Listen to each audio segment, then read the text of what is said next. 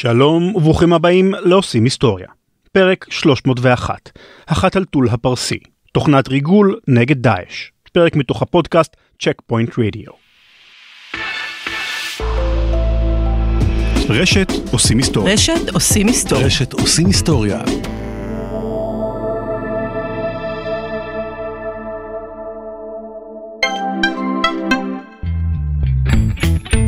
תראו, ביקשו ממני להדגיש בפרסומת כמה משתלם לעשות ביטוח בליברה. אבל מה זה פה? דיקטטורה? לי לא יכניסו מילים בפה. אף אחד לא יכריח אותי להגיד שמודל התמחור בהתאמה אישית של ליברה יכול לחסוך לכם עד 50% במחיר. אז הלכתי ובדקתי, וואלה, הוא באמת חוסך. אז בגלל שאני לא אוהב אחוזים וסיסמאות, אני רוצה לומר מרצוני החופשי, שמי שלא נוסע הרבה, או שיש לו ילדים מתחת לגיל 14, או שלא היו לו תביעות בשנים האחרונות, וזה רק על קצה המזלג, מקבל בליברה מחיר סופר אטרקטיבי, אז זה מה שאני אומר, וזהו זה. אז אם אתם לא רוצים להיות פריירים, אתם יכולים לחייג כוכבית 5969, כוכבית 5969, ואם לא בא לכם לחייג, לחצו על הבאנר של ליברה באתר הבית של רשת עושים היסטוריה. ככה אני מאמין שכל אחד צריך להיות בן אדם עצמאי.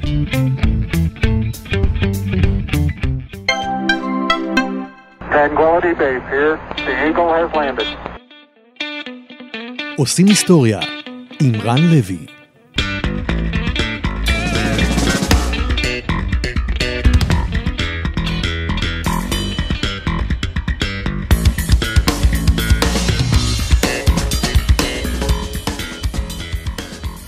שלום.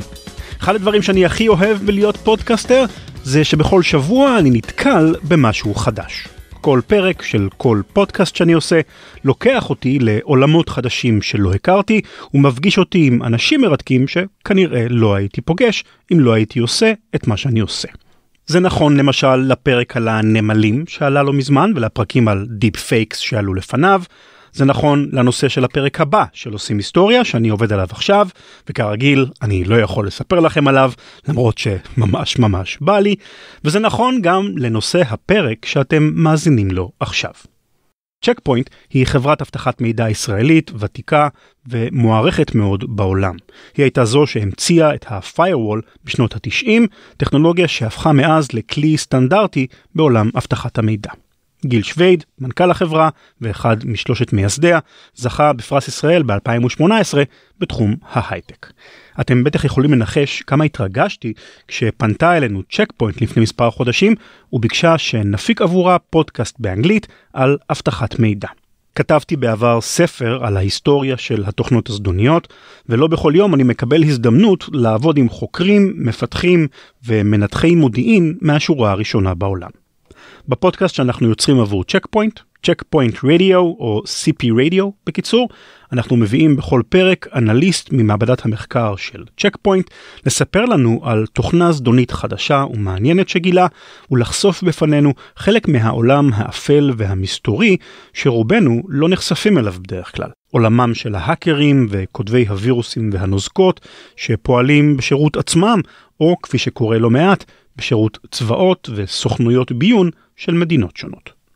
הפרק שתשמעו מיד הוא בדיוק מסוג הסיפורים שאני לא חושב שהייתי שומע עליהם אלמלא הפודקאסט שאנחנו עושים עם צ'ק-פוינט.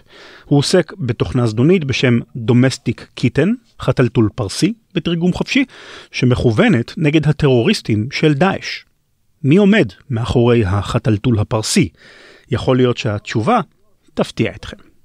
בפרק אני מארח את אסיל כיאל, מי שחשפה את התוכנה הזדונית, ובמלוא הכנות, אחת הנשים המרשימות ביותר שיצא לי לארח באולפן של עושים היסטוריה.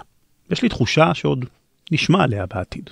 אם אהבתם את הפרק, אתם מוזמנים להאזין לכל שאר הפרקים של CP רדיו, שזמינים באתר הבית של מעבדת המחקר של צ'ק-פוינט, בכתובת research.checkpoint.com, וכמובן גם באפליקציית עושים היסטוריה לאנדרואיד, ובכל אפליקציות הפודקאסטים בכל הפלטפורמות.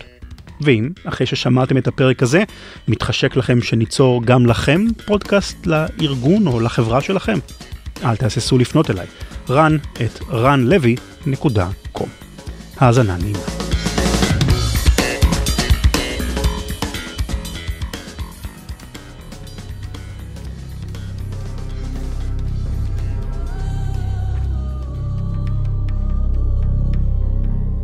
The Middle East is a turbulent and explosive region, to put it mildly.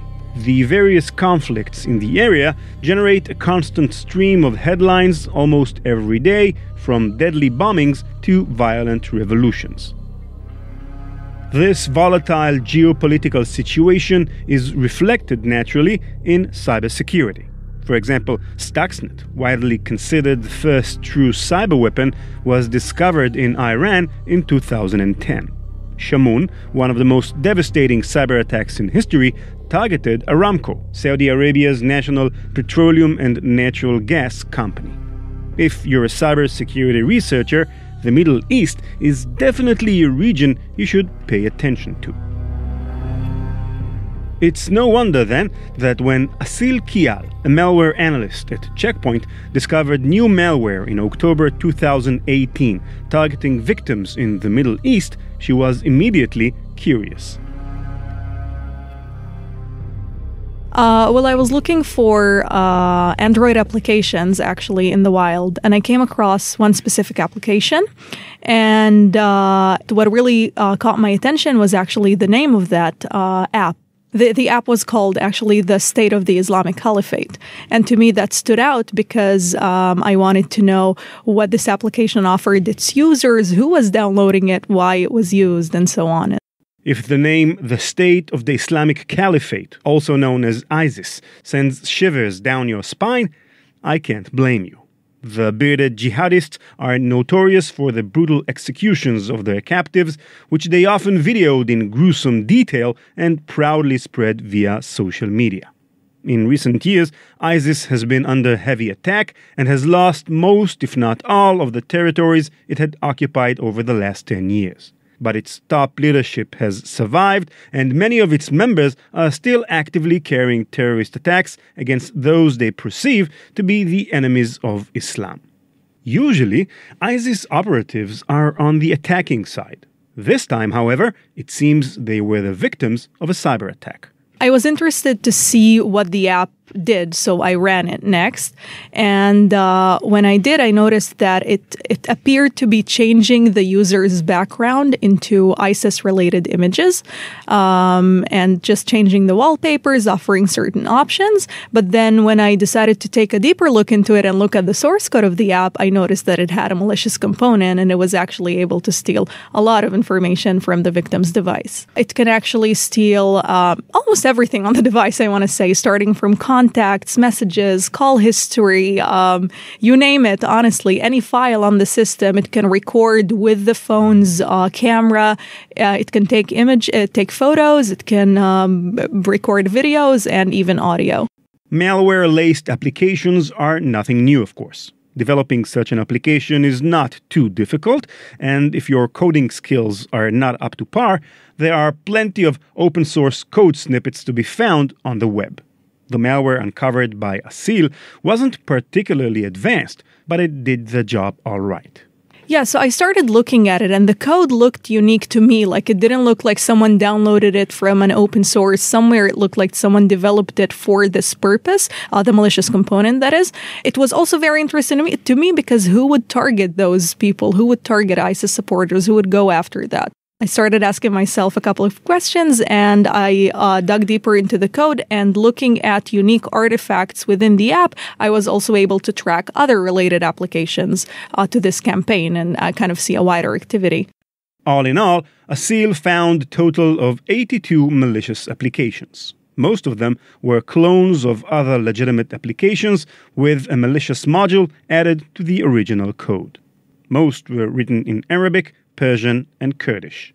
Asil dug deeper, and the information she found in the code led her to the command and control servers used by the malware writers to store the information stolen from the devices they'd compromised.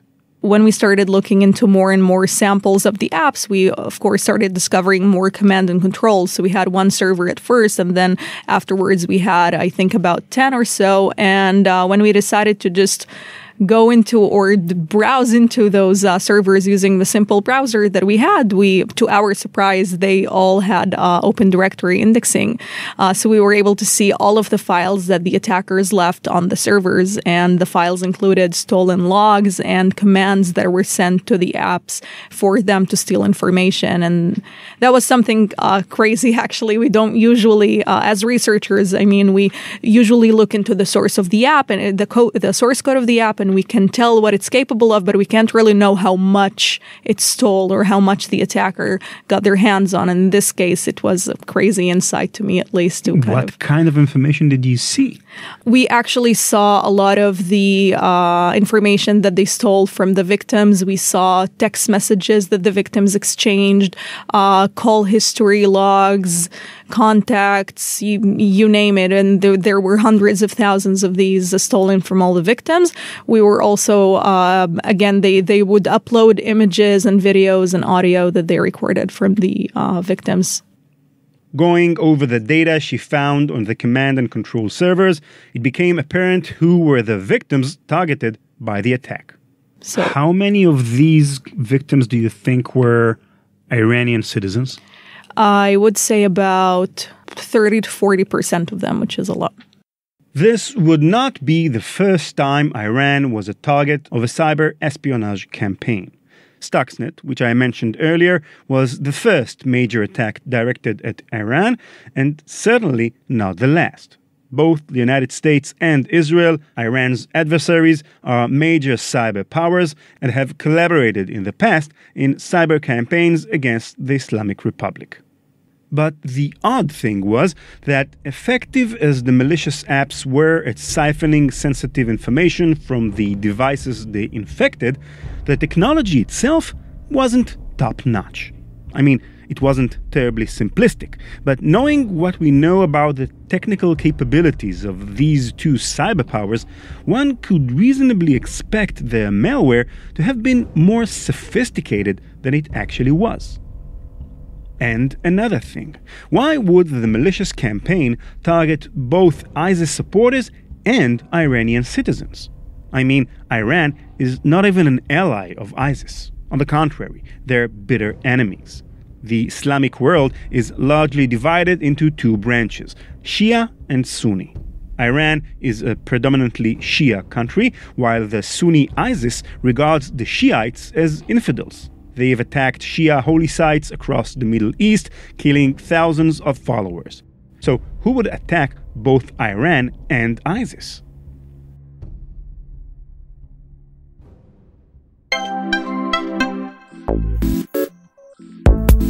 הפרק בחסות אוברוולף, סטארט-אפ ישראלי מבטיח וחנות תוספים למשחקי מחשב, המגייס מפתחים במגוון תחומים.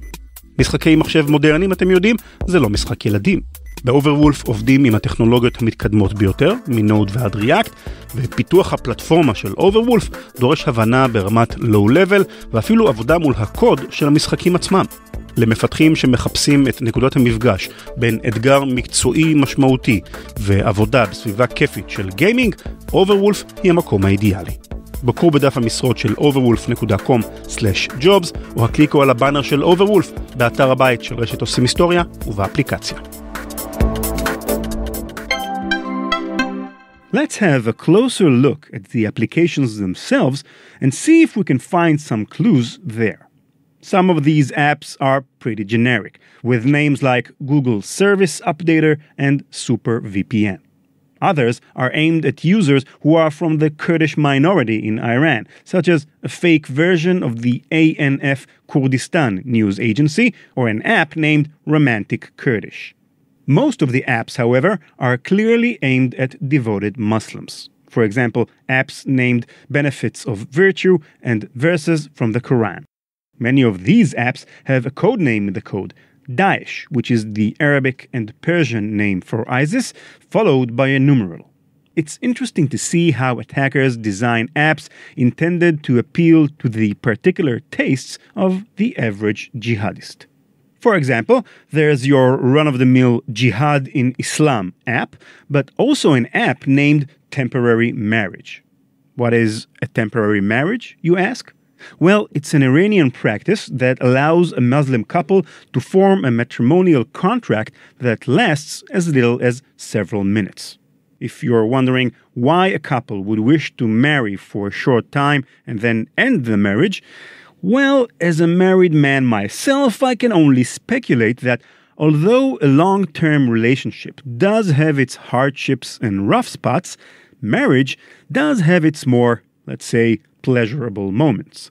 Temporary marriage, it seems, is a clever way for devoted Muslims to enjoy those pleasurable moments minus the rough spots. We also have the wallpaper changing application that Asil first uncovered. What kind of images would an ISIS terrorist be interested in? There were actually some funny images. There was an image of warriors that they could use. There was an image of a cake with ISIS icing on it. There was an ISIS hat or even an ISIS onesie. A cake with an ISIS. Cake with ISIS icing ISIS. It's like somebody having a birthday. Exactly, yeah. It's not something I would imagine a terrorist organization would like, but who knows? Exactly. Yeah, they got creative with the content, and I guess they used that as a decoy to kind of try and track supporters of ISIS. So, but ISIS-themed birthday cakes aside, many of the fake applications actually feel quite normal. Like there's a sexy bikini girl app and the fake Pornhub app, an app dedicated to Hafez, a well-known Persian poet, and even some self-help apps like Key to Success and Tony Robbins Quotes. Robbins, if you're unfamiliar with the name, is a well-known life coach who wrote several successful self-improvement books. All kinds of people are interested in this stuff, no matter their religious views or ethnicity. With all the wars and violence, sometimes it's nice to remember we're all basically human. So no clues there as to the identity of the app's creators. But digging into the malicious code itself, Asil found some clues. They left a lot of remarks in the code. Usually developers do that to kind of track the flow of the code and help themselves in case they run into an error when the app runs so that they can fix it later on. Attackers don't usually do that, but in this case, they left the codes there. They left the remarks there, And the remarks had a lot of typos in English. So the English was very broken, and we knew that whoever is behind this is perhaps not a native English speaker. And then when we started tracking older versions of the app, we found versions back in 2016, and those apps had those debugging remarks in Persian, actually. So that could also tell us something about the possible identity of the author of these apps. Why would a malicious code targeting Iranian citizens have debugging comments written in Persian, the primary language spoken in Iran? There were more clues to be found in the command and control servers. Well, one of the servers actually that we found had it resolved to an Iranian IP address at a certain point in time, and another server address that appeared in one of the applications had whois information that belonged to an Iranian individual. So, in a classic twist, rather than being the victim of this malicious campaign, Iran was actually its perpetrator. Asil, however, hastens to make it clear that for all the clues and suspicions, there is no smoking gun. And that's not really conclusive evidence. All of that could be fake. It doesn't really have to say that the attacker is from Iran, but it did kind of give us a direction of who that might be.